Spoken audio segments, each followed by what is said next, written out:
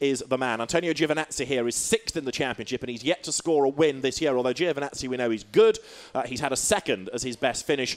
I still get the feeling there's a bit more to come out of Giovinazzi, and as the grid girls make their way back to the pit lane in the background, you can see the traditional Carlin colours carried by Jordan King. There he is, the British driver. His teammate Ed Jones, incidentally, missing. He hurt his back far worse than we thought at Pau. He had a big off in qualifying and then another one in the race.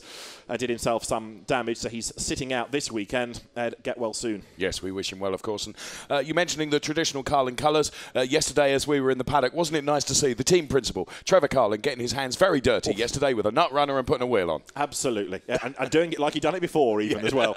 Gustavo Menezes qualified pretty well yesterday because he lines up 9th on the grid, the American driver that lives in the UK these days, but Gustavo Menezes qualified 9th, and 10th on the grid is the Puerto Rican Felix Sorales. So you're looking at the grid. It'll be 21 laps. They will have their final warming up lap shortly to get some warmth into the Hankook tyres. To get the admin out of the way, it's the same car for everybody, not under the regulations. You don't have to have a Delara, but as nobody else builds a competitive Formula 3 car, it's the car of choice.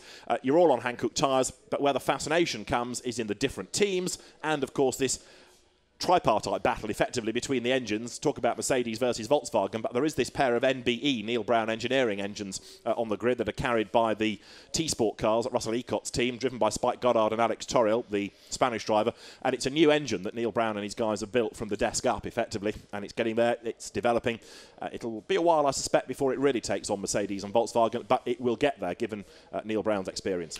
Yeah, and that domination of Mercedes and Volkswagen, power units, of course, as you mentioned there, it is a development. It's not something that's going to happen overnight. It's going to take time, isn't it? But actually, I think a few of us have been surprised at how well it has gone. Yeah, I mean, Neil Brown's been building very successful engines, or his company has, for many, many years. They've run the Mugen Honda unit in Formula 3 for decades, it feels like.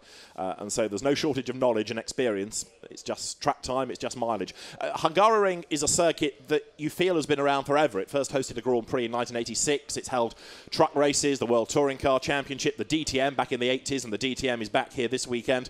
And for the Formula 3 Euro Series, now the FIA Formula 3 European Championship, it's the first time it's been here. So track knowledge is at a premium, but they have done some pre-season testing. Now, those people that have raced in Formula Renault 2 Litre may well have been here because the World Series by Renault has visited this neck of the woods in the past. So, again, on this grid, there are differing levels of track knowledge.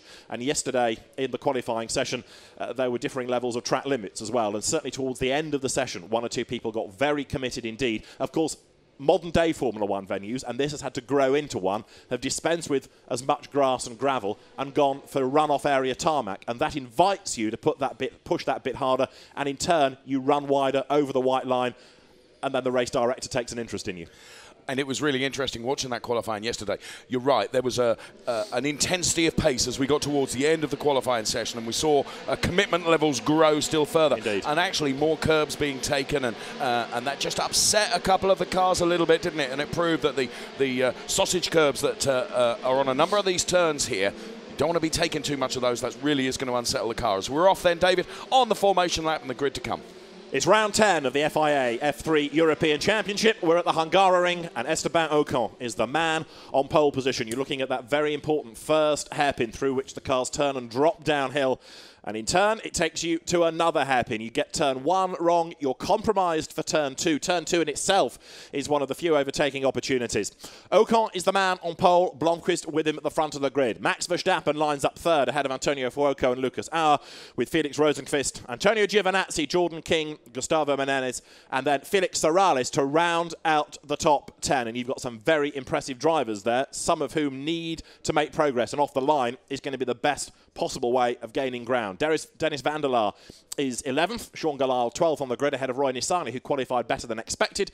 Jules Shimkoviak likewise for 14th ahead of Alex Torriel. Mitch Gilbert quite a long way back, and then you look to the very back of the grid and two drivers that really should be at the pointy end. Jake Dennis, 8th in the championship, drive shaft woes yesterday, and Nicholas Latifi had steering problems to compound the woes that he had at Pau, and so he is going to start at the very back of the grid. Everybody, teddy bears and all, are ready for the start of the race as Esteban Ocon works warmth into the tyres. And then towards the end of this lap, you can pretty much rest assured he'll back everybody off, stack them up behind him, and then he doesn't have to sit on the grid for a long time. And the start of this race is going to be absolutely crucial. If you can make places, it's going to be off the grid and through the first couple of corners. So they're the track layout in full for you. Laps 21. 4.3 kilometre circuit here at Budapest as the cars make their way now around turn 12, turn 13 and turn 14 to head up once again towards the grid. And David's absolutely right. Ocon doesn't want to be sitting on that grid for a long, long time, although he's a while in starting to back those cars up before they make it to the grid. There is Max Verstappen going through, and Max could be very much one to watch from the second row of the grid in this FIA Formula 3 European Championship race as we continue here at the Hungaroring and the Cave Styler 24 Muka Motorsport team. And there indeed is Peter Muka looking on, David, as the cars do now make their way to the grid. And to be fair, Ocon is pretty ahead of the pack. He hasn't backed them up at all. And a spin in the background coming onto the pit straight. It is one of the Carlin cars. It is one of the Jagonia I Am entries, and I've got a fear it's Giovinazzi who has spun. Now, not everybody went past him, so he can retake his grid position from there, and he has done so ahead of Gustavo Menezes. So it was Giovinazzi who had that spin, somewhat red-faced. You could see what he was doing. He was trying to flick the car, urge the warmth into the tyres, and it broke away, lost adhesion. So that is not what he wants to do at all. He's got his grid position back. As soon as the last man is in place, which is Nicholas Latifi, we are going to be good to go. The course car arrives at the very back of the field. And so the drivers look towards the lights. The green flag is shown to say that everybody is in position. Round 10 of the FIA F3 European Championship is about to get underway. The lights go out, away they go. Fuoco makes a good start. Blomqvist makes a ripper start. And Esteban Ocon has made a really sluggish getaway. And he's down to at least third on the run towards losing places, hand over fist. Ocon is fourth. It's Verstappen on the outside. Blomqvist on the inside. Blomqvist locks up. Verstappen, I don't think, can go all the way round him. No, he can't. Blomqvist squeezes him out wide, and Verstappen almost in the weeds then. He's going to lose another place as they head downhill. Blomqvist is the leader in rather aggressive fashion, and trying to go with him is Lucas Auer, who locks up. So Verstappen is back on the inside, but he runs out wide as well, and Esteban Ocon will be second as they go downhill. And already we have lost Michele Beretta a corner into the race. Right, the wide-elbowed Blomqvist leads the way from Ocon second, Verstappen third. As we predicted, Dave, it's all kicked off around turns 1 and 2. Yeah, very much so. Lots and lots of lockups, of course. The early stages of this race, the very opening lap, of course. And Tom Blomqvist, as you said, he really was very, very aggressive through those first couple of turns. So let's see how we're going to do then. 21 laps to come from the FIA Formula 3 European Championship. Contact there, one of the Jagonia I Am cars. Straight up the escape road. Not sure any advantage was gained out of that. One or two others were doing the same thing towards the back of the grid. Spike Goddard, I think that was, that skipped the chicane. So as they work their way up towards the end of lap number 1, you've got a good little battle developing there. Gustavo Menezes at the head of that queue under real pressure. But Ocon now, despite the fact it was a really duff start, is trying to get away from the opposition and catch those. And you look at the bit of contact, and Giovinazzi is the man. Number 19, having been just brushed by Menezes, who was fired up the escape road. He's having a fairly torrid time. He's not done a lap yet. He's had a spin on the green flag lap, and he's been in the walls up the escape road. 1 lap of 21 in the book as they come across the timing line now. And the leader is Blomqvist with Ocon 0.6 of a second back. In third place now is Verstappen. In fourth is Rosenqvist, ahead of his teammate Lucas Auer. And then in 6th place is Jordan King. 7th is Fuoco, who's also dropped back. And look at that, Rosenqvist locks up and goes way, way too deep into the first corner.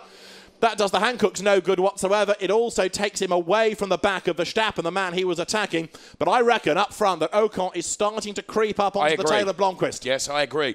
And that was very noticeable as we see yet another lockup, David, as you know, the tyres still not quite up to temperature, are they? And well, Blomqvist leading, but I think you're right. Ocon is sticking with him. Verstappen in third. Rosenqvist then, as we see, little part of a wing end plate, I think, flew off there. Little bit of contact. It's Giovinazzi's wing. Look at it wobbling around. Remember, he's had that spin, and then he had the contact with Menezes, and then he had that lock up at turn 2. And I think that was something, you called it right. It was a wing end plate, and I reckon it's off Giovinazzi's car, and that is going to ruin the aero, and you need that around here as best you can. Here's the lead battle. In the first sector, Esteban Ocon has taken 2/10 out of Blomqvist's advantage. He was 6/10 back at the start of the lap. It's game on for the lead, I reckon, now. Yes, I think you're absolutely right. So Blomqvist, once again, is going to be sticking his elbows out very, very shortly. I feel sure about that because you can see now it's doable, isn't it? You can see on screen there, and there the times up there between Blomqvist and Ocon. You can see that the gap has come down. So Blomqvist is going to become under pressure here. Now, this is an uphill section. You don't necessarily see it so much from the camera angle that we're able to bring you here around the final turn,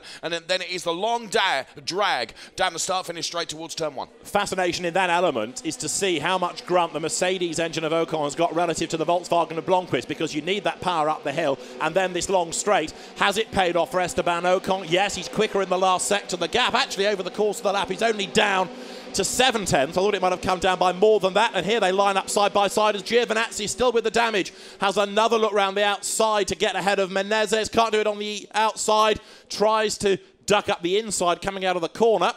Does he get through there?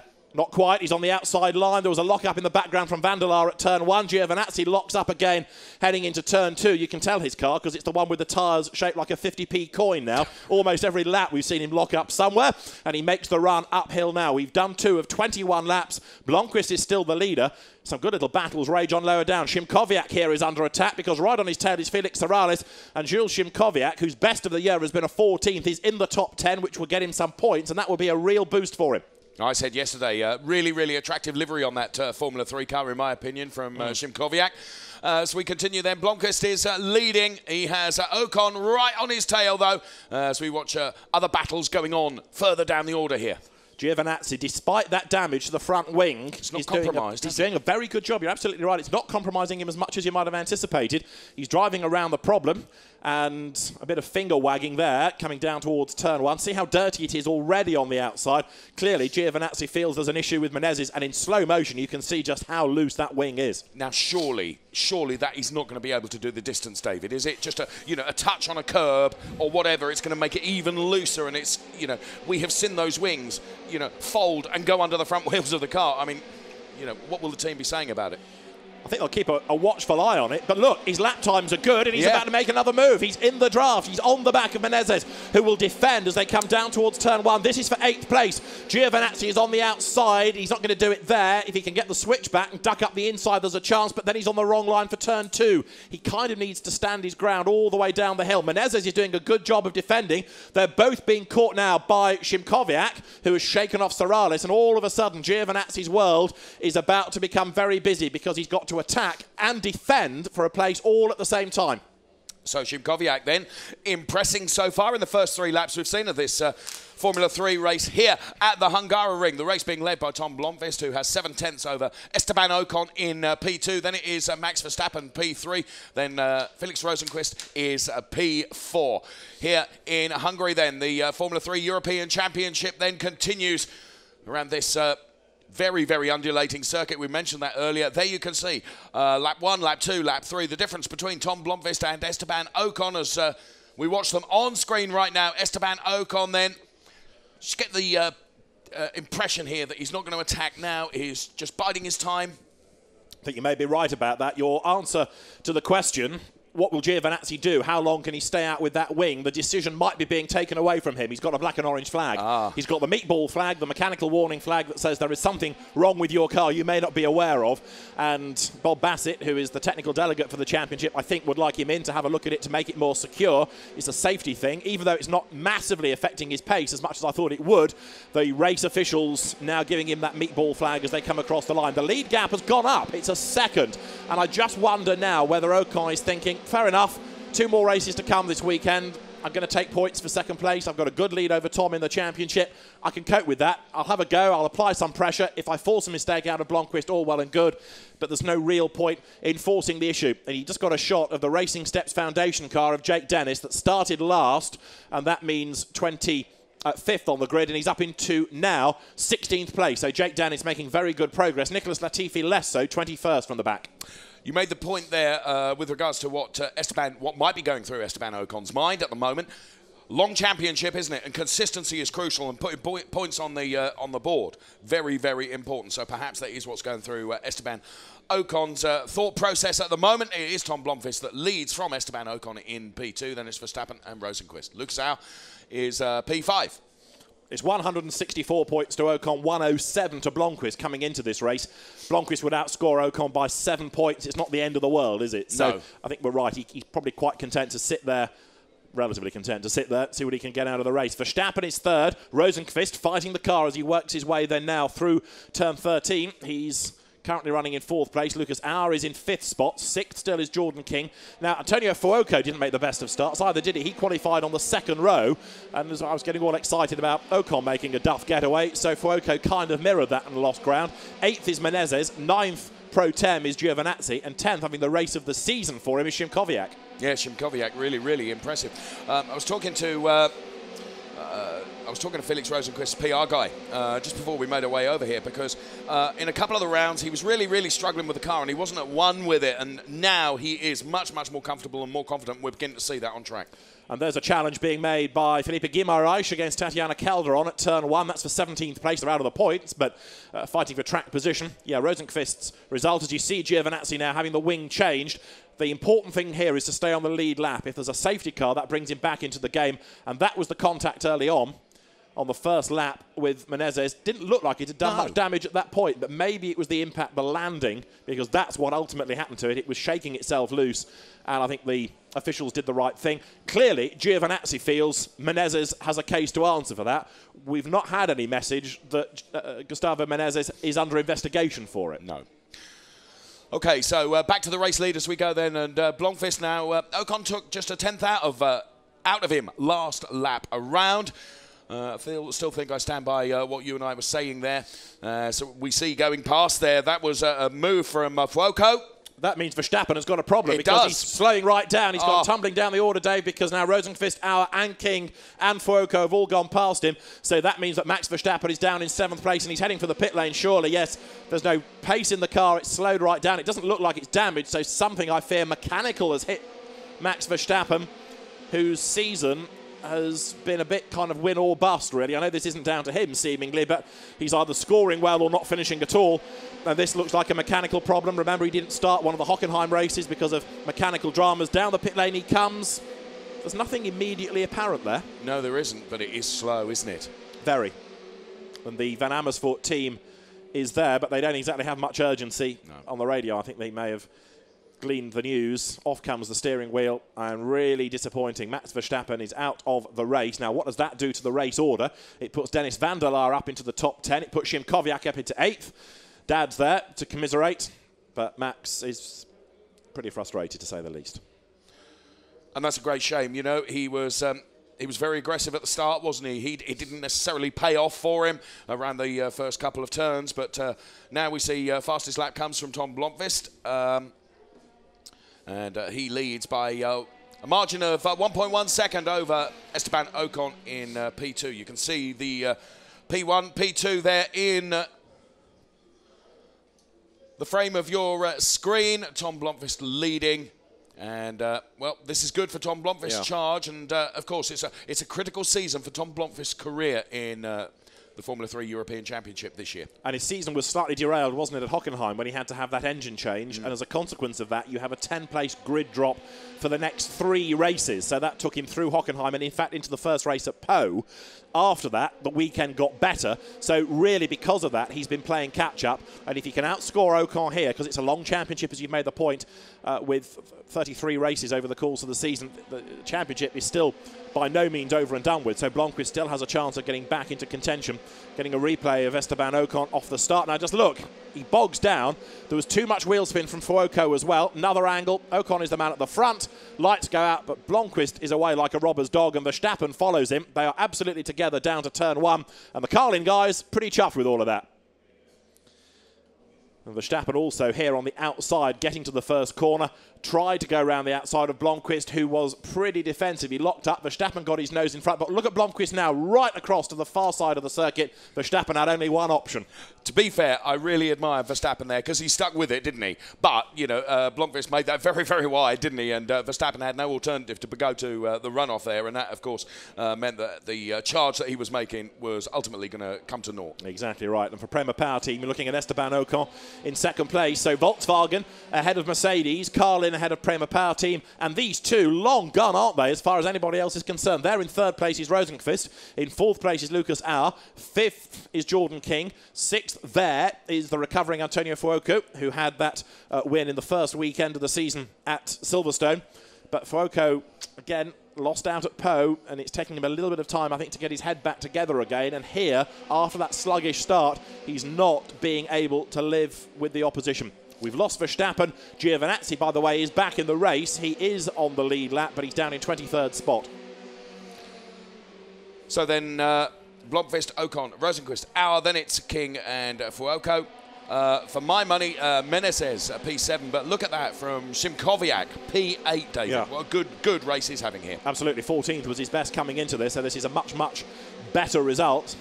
Turning his way then now through turn 1. Behind Szymkowiak is Felix Serrales, who's another quick and experienced Formula 3 driver, and that gap is starting to come down as well. Szymkowiak in the surviving Van Amersfoort racing car, of course, teammate to Max Verstappen, as the leaders work their way downhill. So we are now on lap number 9. The lead gap has crept up to 1.3 seconds. It is Blomqvist ahead of Ocon, ahead of Rosenqvist in the top 3. We're getting more and more drivers warned about track limits. The most recent is John Bryant Meisner, who you can just see heading now under the Hankook banner in the very Swedish blue and yellow Fortec Run car. But there's an increasing number of drivers being warned about track limits. And there, Nicholas Latifi from the back of the grid is up now from 25th to 19th. Jake Dennis, 13th from the back of the grid. Not yet, I'm afraid, getting himself up with those to score good points out of this. So Latifi then, as you mentioned, he's got Nissany ahead of him. Now, looking at the track limits, black and white flags that are being issued here, there is Nissany. You're not going to get warned too many times, David, are you, with regards to the track limits before penalties start being applied. But haven't been so far, so Blomqvist, Ocon P1 and P2. Yeah, the key to the track limits in mainland Europe, slightly different from the UK in some ways, is whether you get an advantage out of it. So in a race like this, where we know overtaking is tough, perhaps warnings are all that you will get. If somebody does run way wide and that helps them make a move that gains them a place, that starts to get you into the penalty area, as it were. But for now, lots of drivers being warned, and the lead gap is shooting up. It's now 1.7 seconds. Now, Ocon in turn is far enough ahead of Rosenqvist not to fret, but certainly Tom Blomqvist is gapping the others quite happily. So this is Nissany then that we look at right now. The K-Styler 24 Mucker Motorsport driver, that very, very distinctive orange livery that the cars run. And just looking at that gap, 1.7 between Blomqvist and Ocon, David. Now, I can't believe that Ocon is that satisfied, do you know what I mean? That he's that comfortable that he's going to let it happen like that. But, you know, with Blomqvist, he is just driving better. We saw him set the fastest lap a little while ago. Of course, the fuel loads are decreasing, aren't they? If he stays close, he's in the dirty air. His car becomes harder to drive. It's more tiring. It also takes a bit more out of the tyres. Right. By dropping back a little bit, he's still going to score the same number of points for second place. And it's an easier car to drive, and he's looking after the machinery. I think he has got the pace to close back up to Blomqvist, and he may decide to do so before the end. He may just give it another shot, let the tyres recover a little bit, then have another push. Granted, 1.7 is a big gap, and 2.1 that we're now looking at is even bigger still. But if he's decided that he really can't find a way past Blomqvist and go for the points, he can do that from wherever, as long as he stays ahead of Felix Rosenqvist. And for the moment, Blomqvist does look like the man with all the answers. He's not put a wheel wrong. There is Esteban Ocon, who dominated race 1 at Po and then was assaulted in race 2, had damage to the back of the car and then hit the curb, and that meant that he was easy prey on the restart for Blomqvist to come through and score a victory. And the man in third place, Felix Rosenqvist, won the third race that weekend on the French streets. But Tom Blomqvist is getting away, not only lap by lap, but sector by sector, because sector 1 of this, the 11th lap, he's quicker again than Ocon by another 10. So Blomqvist is continuing to build this lead, and he's under no pressure now from Ocon. He's under pressure psychologically not to make a mistake and to keep going and to push on and build the gap. But he's not under direct pressure from the car behind. There'll be some parts of the circuit, whoops, tiny error from Tom Blomqvist, don't speak too soon here. There'll be some parts of the circuit where he looks in the mirrors, can't see him at all. No, you're absolutely right. Okay, you just saw an example there of just how important it is, how crucial it is to make sure that every turn you tackle it precisely. But Tom getting it wrong just momentarily there, didn't he? But Blomqvist then with that lead over Sebastian Ocon, as you can see there is Ocon then. And it's this uphill section, if you like, into the final turn before we run down the start-finish straight here at the Hungaroring. Again, uphill before you reach the crest there, before diving down into the right-hander that is turn 1, and those the P1 and P2 cars, as we see Blomqvist now on the downhill stretch into turn 1. And another fastest lap of the race for Tom Blomqvist, that time through, a 1:36.2.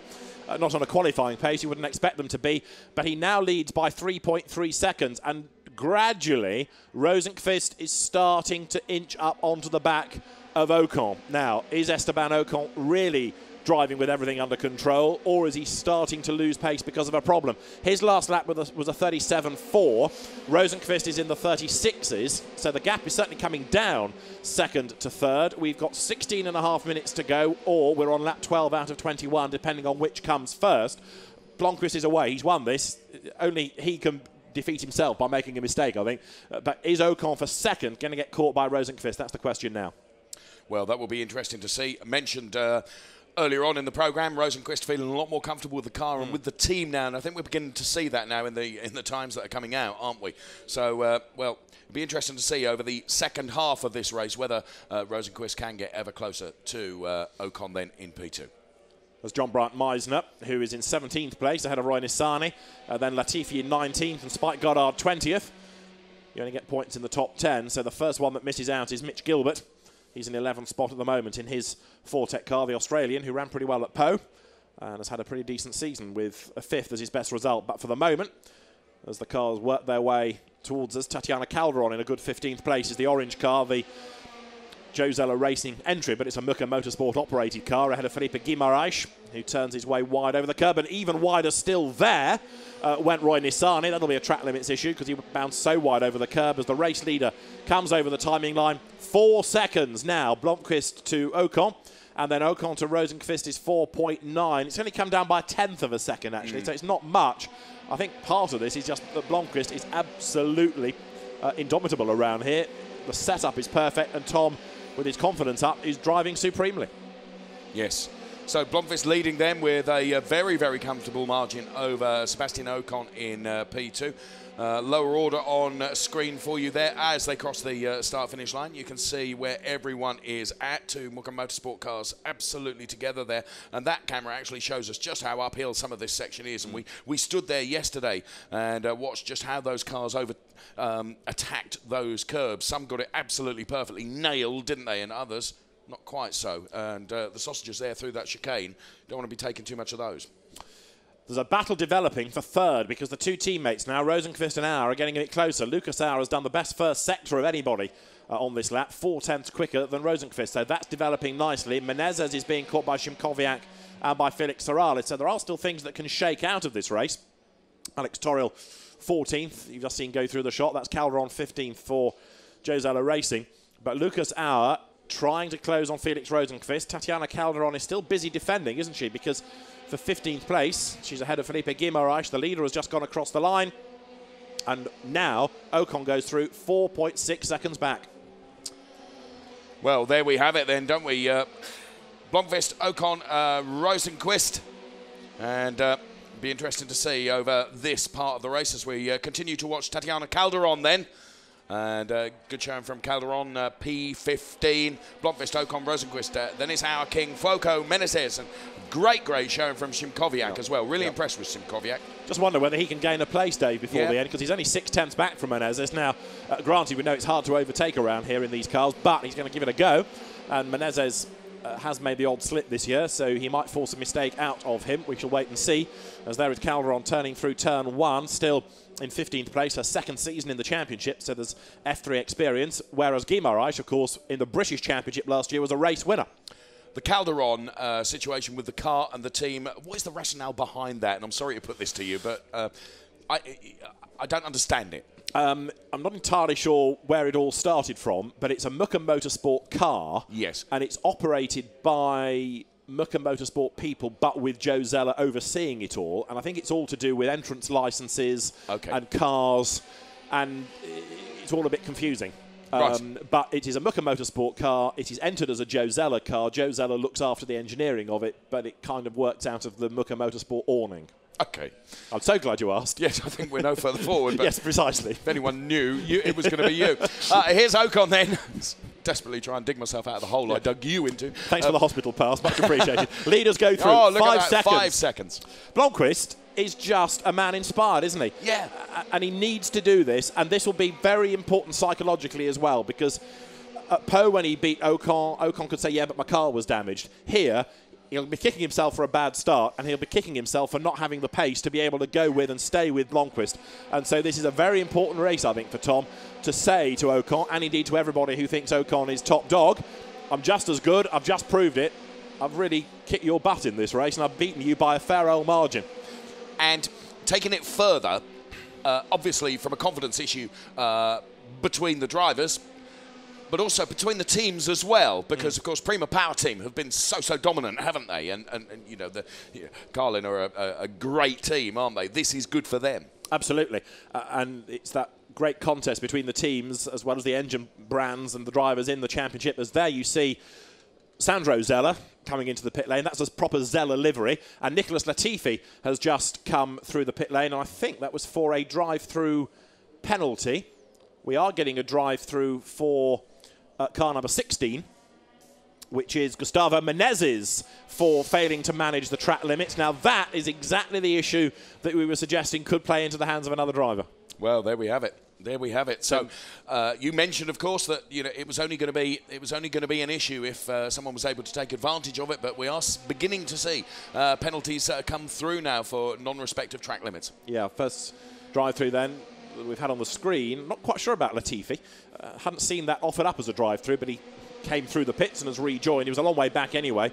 But we have now this drive-through penalty for Menezes, and the other drive-through was for Sandro Zeller, who we did see. We saw. Yeah, but not quite sure about Latifi. Anyway, it could have been an unrelated issue that he thought it was a problem and the team wanted a quick look or waved him back into the race. No dramas for Blomqvist. 5.4 seconds to the good. He is now over Esteban Ocon. We're on lap 16 out of 21, and for Tom Blomqvist, it's just ticking off the corners now. It's on rails, isn't it? Absolutely. Absolutely brilliant driving from Tom Blomqvist. I mentioned earlier on, having watched Tom in previous seasons of FIA Formula 3 European Championship, this is the season he absolutely has to nail. He has to get this right. Of course, son of Stig Blomqvist, and don't very often see Stig at the events. Tom is very much on his own and having to do it. And to be fair to Tom, in earlier seasons, he's really struggled with funding. It hasn't been easy for him.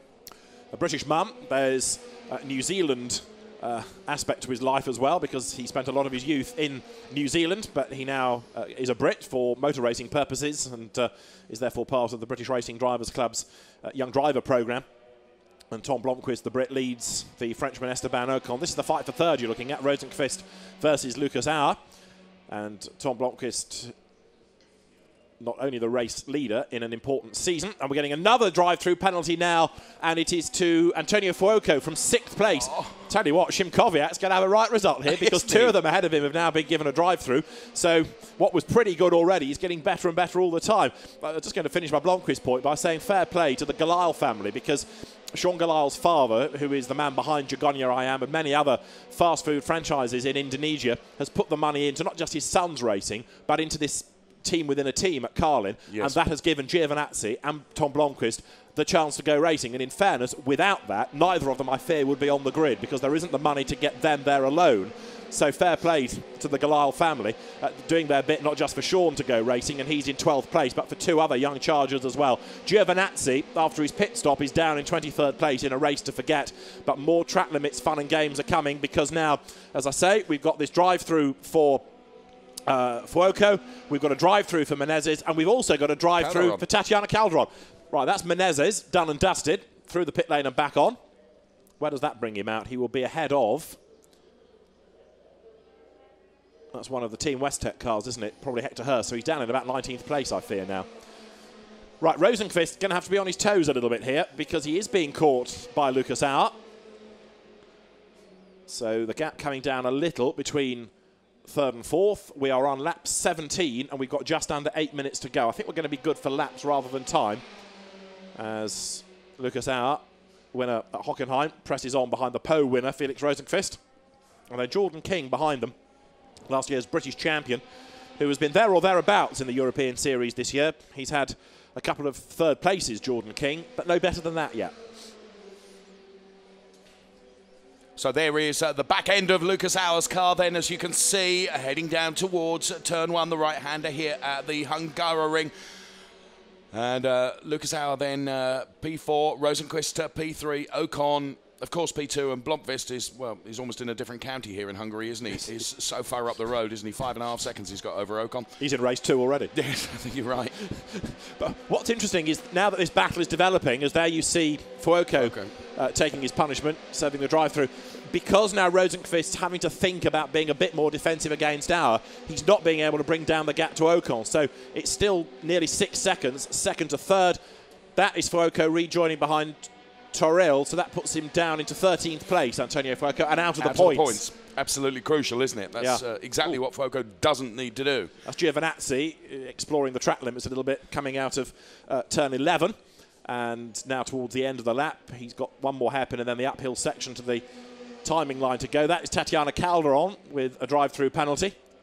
If anybody doesn't get a drive-through now, we'll let you know, because it's starting to creep that way, isn't it? More and more penalties are coming. But, of course, it's the leaders doing everything right that are OK. And another drive-through penalty for Antonio Fuoco, and this time it's for crossing the white line at pit out. That white line, race directors always tell you in the driver's briefing, pretend it's a barrier. Because if you go over it, it will do damage. So don't drive over it. Fuoco has done that. He's cut across it to then get the line for the next corner. And that's going to give him another drive-through penalty. It's going from bad to worse, isn't it, for Antonio Fuoco? It really is. And, you know, we've seen it happen before, and it's a... You make the point that the race director says, consider it's a barrier there. But, you know, clearly he didn't do that, did he? He's crossed it, and he's paying the price for that. It's the red mist, isn't it? You know, you get one penalty... It starts to mess with your head, as they say, and you make another offence, and that gives you another penalty. And so you can see it on the screen. Confirmation, Fuoco is going to be back down at the pit lane for a drive-through. Let's see where he did it. Yeah, it's 2 wheels over. Yeah, it's over the line. It's not a questionable one, is it? No, that's over. That is over. You might say it's not by much, but you're not meant to do that, so you broke the rule. And here he is, back in. Antonio Fuoco's day goes from bad to worse. And down the pit lane he comes then. So Fuoco, a race winner this year, looks at the team as if to say, well, what am I doing this for? Well, it's your mistake, I'm afraid, Antonio. It was your mea culpa. So he now makes his way back into the race. Fingers crossed he doesn't clip the white line again. Meantime, on lap number 19, Tom Blomqvist is heading for win number 3, and that's going to even the score between him and Esteban Ocon. So this little psychological war that we're talking up here becomes ever more intriguing. If they can go into the remaining 2 races of the weekend paired on the same number of wins, there's 3rd place. Auer is getting closer again. Yes, he is.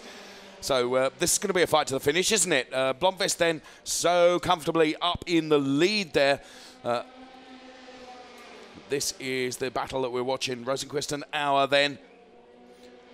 Blomqvist having a brilliant race. Yeah. It will do his confidence so much good. David, you're absolutely right. It's Blomqvist, Ocon, then it's Rosenqvist and Auer, which is the one we're keeping our eyes on here because, well, Rosenqvist is, as you say, having to just be very, very conscious that his mirrors are full of that car behind him, and it's getting ever closer. Under the remind me why I got out of bed this morning heading, Antonio Giovinazzi is under investigation now for failing to manage the track limits, and Nicholas Latifi is being given a drive-through penalty for failing to manage the track limits. Hey-ho. And how many more laps have we got? 2 to run. Right, and a lock-up comes there. That's Sean Galisle, who is currently in 10th place, hunting down Mitch Gilbert. They're in the points, and in 11th place behind them is Jake Dennis, tantalisingly close after a really good run up from the back of the grid. Here's Mitch Gilbert in replay, and you can see behind Sean Galisle locks up. Look at the push understeer that creates, and he has to get off the brake pedal, get the traction back, turn it into the corner, and hustle it around the hairpin. And, of course, whilst all this has been going on, and we've been keeping our eye on the message board on the timing screen, Szymkowiak, now P6. Yes, indeed, and he's having the race of his life. Now, a black and white flag for failing to manage the track limits at turn 4 as you look at Nicholas Latifi coming down the pit lane. That black and white flag is about to be shown to Tom Blomqvist, the race leader. It's only a warning. Having said he's been wheel perfect during the course of the race, Tom has alerted attention at one corner at least, and it's at turn 4, which is as you head uphill that very fast left, and he's run a bit wide there, and he's tempting to do. We're on the last lap of the race. Tom Blomqvist is leading by nearly 6 seconds. Coming down the pit lane at the moment is Antonio Giovinazzi, and this is a replay with the new nose cone of a big slide that put him out wide. Well, yes, he does exceed the track limits, but not deliberately. That was a mistake, wasn't it? Yes. It pays the penalty anyway by going onto the dirt. So Tom Blomqvist then has been warned about track limits, but I fear that's all it will be. It's not going to be anything more than that. He's on the last lap of the race, and so in what has been a massively impressive drive, Tom Blomqvist is going to reduce by 7 points the deficit to Esteban Ocon in the championship. He's going to score win number 3 of the season, and he is going to be able to prove that after that bad sequence of races caused by the engine change at Hockenheim, that he's back in the championship hunt, and he's back with a vengeance. And Felix Rosenqvist for third, I think, will be mighty pleased. Remember that he came into this race 6th on the grid and 9th in the championship, and he'll have scored well to get on the podium here. And as Dave Richardson has made the point, Jules Szymkowiak, who's heading for 6th place, will think it is Christmas, because his season, which has gone from 19th to 24th to 20th to retirement to 16th, 16th, 19th retirement and 14th, is about to bag a 6th, which will be a mighty effort. But Tom Blomqvist has a corner to go. The checkered flag will be at the ready. He sprints his way now up towards the timing line, and Tom Blomqvist wins round 10 of the FIA F3 European Championship at the Hungaroring. Esteban Ocon comes through in 2nd place, the gap a little bit down at the flag, and then for 3rd, Felix Rosenqvist will hang on in there ahead of Lucas Auer. He's on the podium. Lucas Auer 4th is the best of the rest, ahead of Jordan King, who comes home 5th, and Jules Szymkowiak is about to score his best of the season by some way, assuming he survives the last half of the last lap and comes home in 6th place, and he's not yet made it across the timing line.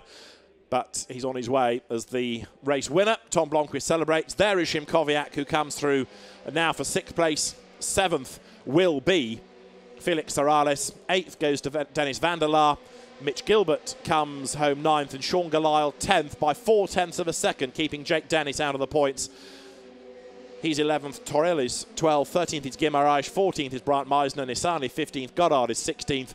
And then the penalty brigade headed by Menezes, who is 17th. Hector Hurst should be 18th, and Antonio Fuoco 19th, ahead of Tatiana Calderon. So, as the marshals salute the drivers, Tom Blomqvist takes his 3rd victory of the season. And if you ignore for a moment one lap, one corner where he ran a bit wide and exceeded track limits, a mighty effort, controlled the race from the front, and underline the importance of making a good start, because having got away cleanly, got away well, and then defended vigorously around turn 1, he was in the box seat.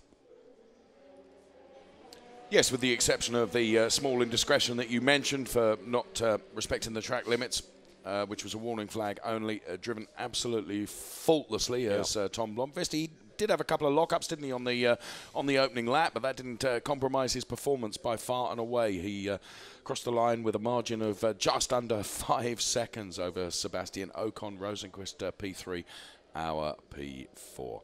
And there we see Tom Blomqvist being going past all the marshals, waving the flags, and well, poised and very nearly perfect for this man then, as he takes the checkered flag, and a brilliant win for race 1 here in Hungary for Tom Blomqvist. And just proof of the conditions, we were talking pre-race about the fact that it's overcast, it's a bit chilly. You've seen the marshals with their woolly hats and gloves and scarves on. It is not a warm day. The forecast says that there is going to be sunshine all day. Well, I've got news for you, Hungarian weather forecasters. You're spot off, because it is as grey and miserable at the moment as it can be. But fingers crossed for races 2 and 3. It will get a little bit more temperature friendly. Good conditions for the engines, not so good for the fans. But Tom Blomqvist celebrates victory. Win number 3 of the year, round 10 of the championship, falls to the Brit from Esteban Ocon 2nd and Felix Rosenqvist in 3rd. Lucas Auer 4th, ahead of Jordan King and Jules Szymkowiak. Felix Sarales is 7th, ahead of Dennis van der Laar. Mitch Gilbert 9th, and then Sean Gelael. They're the point scorers. Out of the points, Jake Dennis up from the back of the grid. Good drive nonetheless. Alex Toril 12th. Guimaraes, Brian Meisner, Nissany, Goddard and Menezes come next. Behind them, Hector Hurst was in 18th, Fuoco 19th, Calderon 20th, and then Sandro Zella and Nicolas Latifi 22nd, with Giovinazzi and Verstappen and Michele Beretta not making it to the end. Well, there is a delighted Tom Blomqvist, who stands atop the car, and he makes his way very shortly to the Parc Ferme area and celebrates that 3rd victory. And the Carlin team will be all smiles. Where's the boss? Where's Trevor? He's got all these other drivers to speak to, but I'm sure he'll head in the direction of the race winner. And Esteban Ocon ruining the bad start. Yes. That's where it all unravelled, wasn't it, for him? So he's got some explaining to do from Prema Power Team. It's all very well saying, oh, I didn't have the grip or I didn't have the pace, but had he made a better start, it could have been a different story altogether. Just thinking out loud here, David, with Szymkowiak finishing in P6 and therefore the first of the rookies to show. Does that mean he gets his first trip to the podium as a rookie? Yes, he will be on the rookie podium. Ocon wins the rookie element, doesn't he? Yeah. Szymkowiak second. So, yes, he'll be on the podium in that class for the first time this year. I think you're right in saying. There's Rosenqvist. Yes. Being congratulated on his way to the podium. So this is the man that comes home in third place. Felix Rosenqvist, who's had a victory this year, will be pretty relieved. Another good run, more points. OK, he's got a lot to do to catch Ocon in the championship, but there's still a long way to go in the championship. And third for Muka Motorsport, Felix Rosenqvist. Oh, but for a better start. Esteban Ocon comes home second. By no means is that an appalling result, but it could have been just that bit better had he made a better getaway. In the end, he's second, 4.8 seconds behind the man of the moment. Tom Blomqvist is the winner of round 10 of the FIA Formula 3 European Championship. A mighty impressive drive by Tom, who now has kick-started his title campaign. He's narrowed the gap by 7 points to Esteban Ocon, and there are still 2 more races to come here in Hungary this weekend. And that was how Tom celebrated when he got to the Parc Ferme area on top of the car. Applauds the team, applauds himself as well. And the Carlin mechanics, you can see the hands applaud in response. So the drivers shortly will make their way up to the podium. And there is the Hungaroring and its surrounding scenery. It's a charming part of the world for this track that opened in the 1980s. The championship now, Esteban Ocon is ahead by bang on 50 points from Tom Blomqvist. Lucas Auer third ahead of Jordan King. Max Verstappen doesn't score, he's fifth. Antonio Fuoco doesn't score, he's sixth. Felix Rosenqvist up from ninth to seventh. He's a long way back numerically, but he's creeping into the mix. Giovinazzi eighth, Jake Dennis ninth, and the absent Ed Jones is 10th. What can Blomqvist do in the remaining 2 races? And, of course, we've got the qualifying session for those still to come. Yes. Hurt Verstappen, didn't it? He's lost a place in the championship, his non-finish. And it'll be interesting to find out exactly what the issue was with the Max Verstappen car. And, of course, before the next 2 races that we bring you from the FIA Formula 3 European Championship, we will, of course, bring you that news. We just await the podium ceremony to get underway here at the Hungaroring. Race 1 of the Formula 3 European Championship done and dusted then, and Tom Blomqvist by some measure the victor in that, with Ocon and Rosenqvist also going up onto the podium to take Ps 2 and 3. And just as we, from our commentary position, high in one of the grandstands at the circuit, almost opposite the podium, we can see it being readied and the drivers just behind the podium awaiting their call to come out and celebrate a fine race for Formula 3. And Tom Blomqvist will be the happiest man of all as the man for the top step.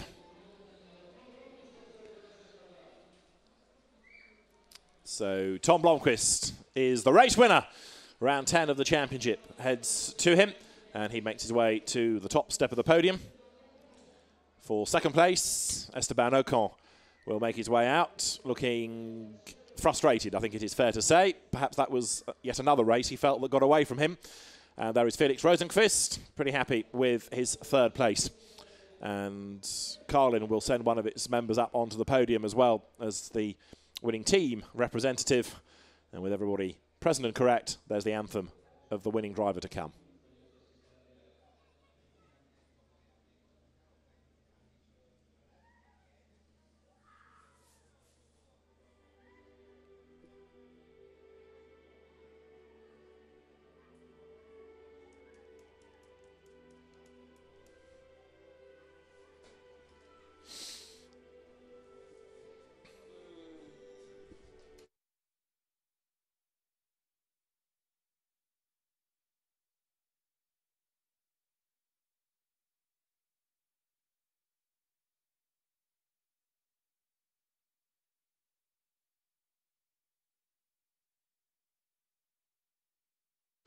Tom Blomqvist is the race winner at the Hungaroring. The Hankook first place cap adorns the head of the Brit as Prince Leopold von Bayern, Prince Leopold of Bavaria, former racer himself, now a BMW brand ambassador, steps forward. He had his time in the DTM and the European and the World Touring Car Championships in the 1980s, and still a keen enthusiast of motoring and motorsport. And then for the winning team, it is Christoph Stucki, the Hankook senior motorsport manager, who hands over the trophy to Carlin. Esteban Ocon will receive the second place trophy in a moment from there, Prince Leopold von Bayern, who steps forward and hands over the trophy to one of the Lotus junior drivers. And then the third place trophy again will be in the hands of Hankook's Christoph Stucki. There he is, and he hands it to Felix Rosenqvist, who, as I say, has scored and improves his championship standing position from 9th to 7th, but still I think he's frustrated, and Dave touched on this during the course of the race, about the early part of the season when things just weren't going his way. Mechanical dramas, lack of pace. Now things are starting to come good. And Esteban Ocon in the black overalls there, decidedly miserable. Very subdued, isn't he? Yes, we discovered this at Pau. He doesn't do losing very well. Okay. Admittedly, they were races that he had led and perhaps felt should have won. But again, here, he has brought it kind of on himself because it wasn't a great start and he doesn't really want to enter into the champagne spraying, does he, at all? That is one very frustrated driver. And if Ocon's not careful, there's going to be a little reputation of sullenness about him if he's this grumpy when he doesn't win. Left his trophy. Yeah. Left the bottle. And, yes, I think you're right. I think he could quickly gain that reputation. Oh. And I think it's been spotted, hasn't it, by Felix Rosenqvist and Tom Blomqvist that Esteban Ocon isn't very happy with life. And that might get exploited in the paddock. So, in fairness to Carlin's engineers, they don't just make a good car, they also are very, very quick with the Henkel Trocken on the podium. And Tom Blomqvist is a very happy man. And it was a very good drive. To speak to people that follow the championship, and I'm guilty of it myself, I go on about Ocon and how good he is, but in that race he was made to look quite secondary by Tom Blomqvist, who did everything absolutely right. And yes, Ocon is a talent, but so is Blomqvist, don't forget that. Yes, and it was interesting the point you made that thanks to Galil and Jagonja, Blomqvist is, he has got the opportunity to show us that talent, yep. and you made the point that actually perhaps without that support we might not have been seeing him on the grid. Absolutely right, and it's good that he is on the grid. It's also fascinating that he's gone the racing route, not the rallying route from his dad. Let's have a look back at some of the highlights of round 10 of the FIA Formula 3 European Championship. We're at the Hungaroring, and Tom Blomqvist is the man of the day.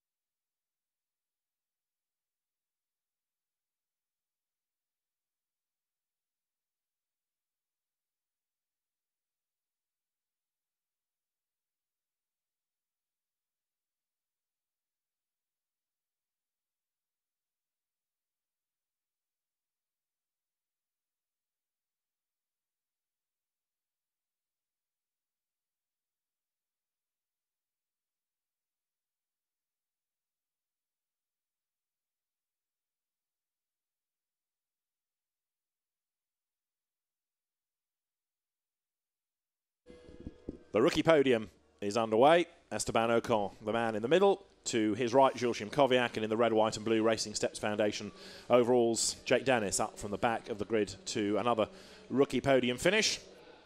And Esteban Ocon is still struggling to do that smiling thing as Prince Leopold von Bayern steps forward with the trophy, handshakes to third and to second. And it will be Christoph Stucki who hands over the trophy in a moment to Jules Szymkowiak, who looks a bit bewildered almost to be on the podium after his drive of the season. Now looks pretty chuffed. Yeah. That is how you look happy on a podium, Esteban. And then for the third place, it will be Prince Leopold von Bayern to hand over the trophy to Jake Dennis for Racing Steps Foundation.